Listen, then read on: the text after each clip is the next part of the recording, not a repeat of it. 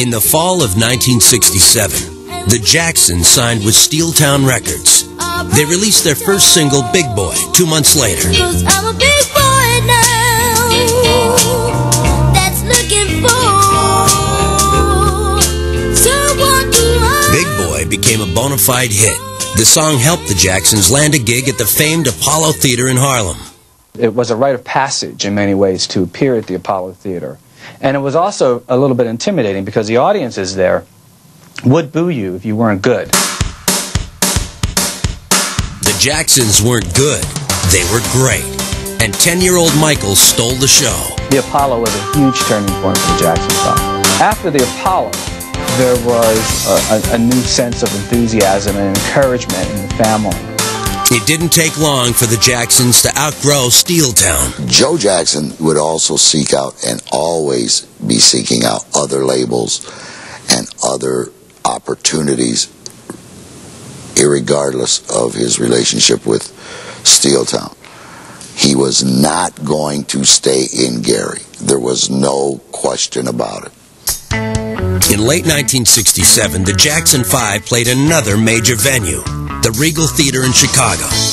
This time, they opened for the popular Motown act, Bobby Taylor and the Vancouvers. I went stage left, and there was Michael doing a James Brown song. I got the feeling. I think that's what he was doing. Hey, I got the feeling. Hey. I said, dang, what is that? I would say he must be reincarnated. I mean, he looks like a little baby James Brown. Taylor knew raw talent when he saw it. He offered to help Michael become a star. After that, Michael stayed with me, didn't go away from me, except to go to the restroom, I guess, or to go on stage for the next 10 days. I saw genius in Michael. And I saw somebody that I could work with in the rest of the group. It's as simple as that. Coming up, Michael and the Groupies. He would talk to them and say, you know, you're not going to have sex with my brothers, are you? And later, the information is disgusting and false.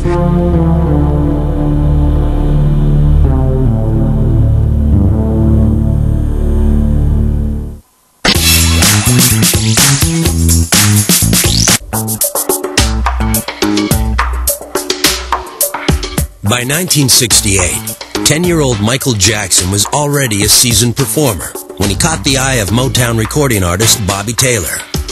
Taylor filmed the Jackson 5 audition and convinced the owner of Motown Records, Berry Gordy, to take a look. It was 4 a.m. Detroit time. Berry called me. He says, go there and get him signed in the morning. He said, no, don't worry about anything. Just get him signed. Motown and the Jackson 5 were a marriage made in heaven. The company was black, the act was black. They knew what they wanted. They knew they wanted a young act that could cross boundaries. Motown was known for its crossover records, and this was the ultimate crossover act. Gordy was set on making the Jackson 5 one of the hottest groups around.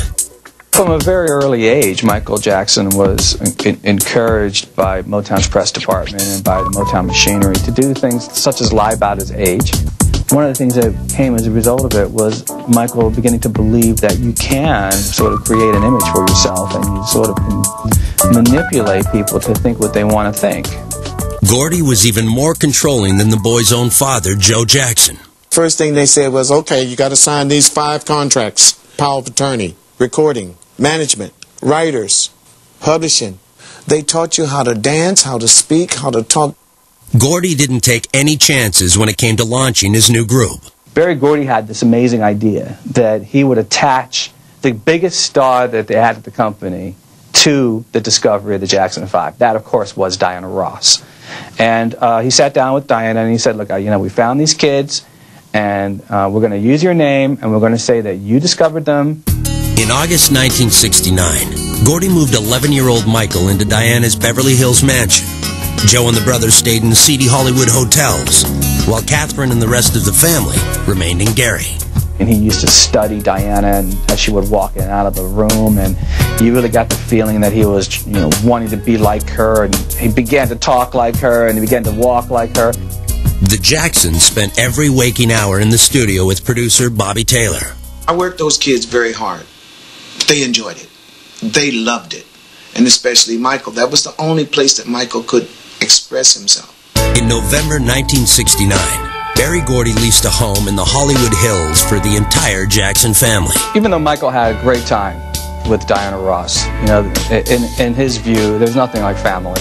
And to be able to be reunited with his mother and his brothers and even his father, you know, was something he was really looking forward to. The Jacksons' new digs were a far cry from their home in Gary, Indiana. The boys loved it. When they got into the shower, there was 6 shower heads. They'd never seen anything like that. You know? I said, man, you could go swimming in here, Bobby, man. If you saw the poverty that they came from, then you would understand why Los Angeles was huge to them. Diana Ross was hosting parties, and they were attending and performing, and you know, they were meeting all of their icons, and Stevie Wonder and Martha Reeves, and all these people were sort of, you know, mingling with them. And in October 1969, Motown released the Jackson 5's first single, I Want You Back. The record sold 2 million copies in just 6 weeks. 2 more hits followed in the summer of 1970, ABC and The Love You Save. And the mania was immediate, and it was international. The kids could relate to these guys, and the older people could relate to the showmanship and the savvy and the songs that they sang. That October, the Jackson 5 embarked on their first national tour. On the road, Michael's brothers went wild. these girls, I remember throwing themselves at the boys. I mean, and they were like little hussies. I remember the little mini skirts and, you know, and the afros. The boys, you know, would have, you know, sexual encounters with these girls. It was more than 12-year-old Michael could handle. And they were all sharing rooms, and Michael would be listening to this. I mean, this was horrible, probably, for a little kid as fragile and sensitive as Michael. He would talk to them and say, you know, you're not going to have sex with my brothers, are you? Joe looked the other way, while Michael kept his brother's conquests a secret from their devoutly religious mother, and also from the public. The image of this family being a cohesive and loving unit, sort of the Black Brady Bunch, was very important to everybody. But the reality was that when they went home at night, Joseph was cheating on Catherine, and the girls were really resentful of Joseph because of what he was doing to their mother. Despite Joe's infidelity, Catherine decided to stick it out. The family bought a 2-acre estate in Encino, California, the year 1971. They used to have press junkets up there. If you got invited to the Jacksons Encino compound, you're going to have a good time. You're going to be playing basketball with brothers if you can play, and you know, you're going to be hanging out with Janet, and LaToya was going to be there, and Michael was going to be laughing, and it was going to be fun. Motown chief Berry Gordy had big plans for Michael, and they didn't include the rest of the group. In February 1972, the label released Michael's first solo single, Got to Be There. Joe was not happy. This was the way Motown did it. They looked at all their acts and were always looking to see who they could make a solo act out of. They did it with the Supremes, they did it with the Temptations. And this was the inherent problem that Joe immediately had with Motown. They were trying to, in his idea, break up the family somehow. By 1973, Catherine had enough of Joe's cheating. In March, she filed for divorce, but Joe refused to leave the house. Catherine eventually withdrew the petition. Catherine had a lot of kids, and she had a lot of sort of responsibilities. And she wasn't the kind of woman who was going to just abandon all of that because she wasn't happy in her marriage. Coming up, the price of stardom. Girls would come up to him and throw themselves at him, and it terrified him.